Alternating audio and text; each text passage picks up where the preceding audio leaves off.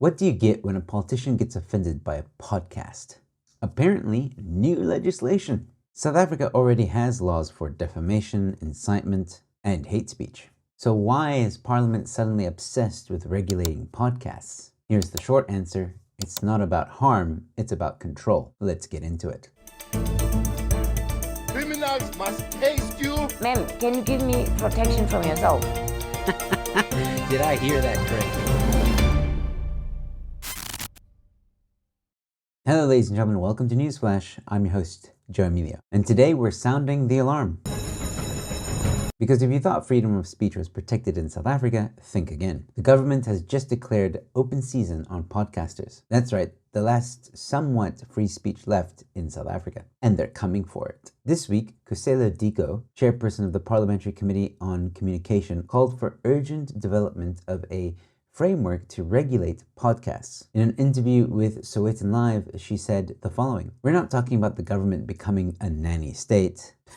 Yeah, right. But there must be codes that people operate under, and people should have access to resources when harmed. Now, if you have to clarify that the state is not being a nanny state, chances are it's already breastfeeding public discourse. She pointed to traditional media outlets like self-regulation and co-regulation. You know, the same ones where ANC-linked appointees regulate the SABC into a glorified press office. So this is a solution looking for a problem. We already have robust laws for defamation, hate speech, and incitement to violence. So what is this actually all about? Well, let's call a spade a spade. It's about censorship. Soft censorship, hug you while you're being gagged censorship. One podcast episode hurt someone's feelings and suddenly we need an entire government framework to regulate what we say online. Really? And let's talk about the model that they want to use. They want it to be something like the Broadcast Complaints Commission of South Africa. Sounds good on paper, right? Accountability, standards, dignity, etc., etc. But in reality, the BCCSA has been accused of ignoring biased state broadcasting,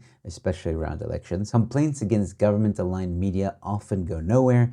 Meanwhile, independent outlets get harassed for hurting feelings. This is the same commission that's watched SABC turn into a glorified ANC TV, while whistleblowers and critics get dragged through complaint processes for telling the truth. So what do you think a podcast regulator would do? Protect free speech? Yeah, right. It would be a political tool. Another way to silence dissent, punish critics, and make sure the only right narratives make it online. But how is this going to be enforced in reality? I mean, at the end of the day, one could just use a VPN and keep them guessing as to where the podcast is coming from. How exactly does Parliament plan on proving jurisdiction? This is about intimidation. Make people afraid of crossing the line, even if that line is invisible and constantly moving. Now, let's have a look at Diko's own post on X on this issue. "We will be called all manner of names when Parliament pushes for the regulation of podcasting. But the attack on Miss Minnie Dlamini is just simply not on. It's misogynistic, hurtful, and has no place in our society." The irony here.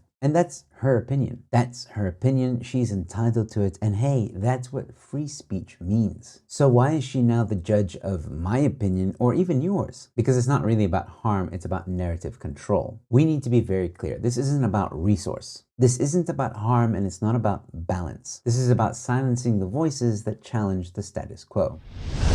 Okay, I just want to interrupt for one quick second because I have an important announcement. I've been nominated as a finalist in the Free SA Young Leaders Awards under the media category. If you've been enjoying what I'm doing here on Newsflash, then please do me a solid. Go vote for me. Just click the first link in the description or the pinned comment. Every vote helps. Let's make this happen.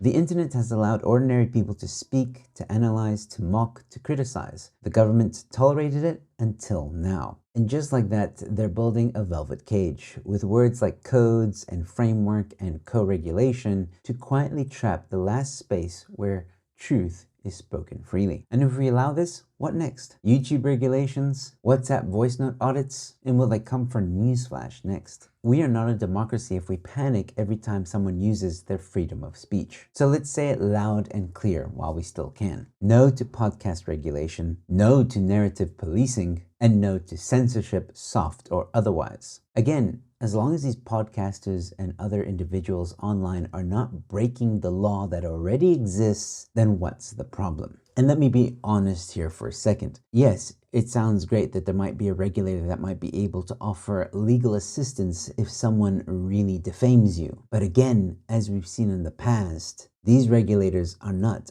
unbiased. And that is the concern. Is this just another way for the ANC to stretch out their tentacles of communism? Now, nothing concrete has been written out yet about these regulations. I think they're still thinking about it. They're still pondering on it. It's a call for regulations, but I'll definitely keep an eye on this story and let you guys know when hopefully public comment starts. But hopefully we can have enough pushback now that prevents them from doing it. But let me know your thoughts about all this in the comment section below, ladies and gentlemen. And while you're there, please leave a like on this video, share it far, far, far and wide, please. And don't forget to subscribe to the channel. I've got more content coming your way. And also please consider becoming a member to this channel. It really goes a long way to supporting me and helping me to produce content on this channel. But if you can't become a member, that's okay. Please consider giving a super thanks or sasa thanks, as we call them on this channel. With all that being said, thanks for watching. Your Newsflash is in. So the quiz is going to be on the periodic table. You need to memorize all of these. Of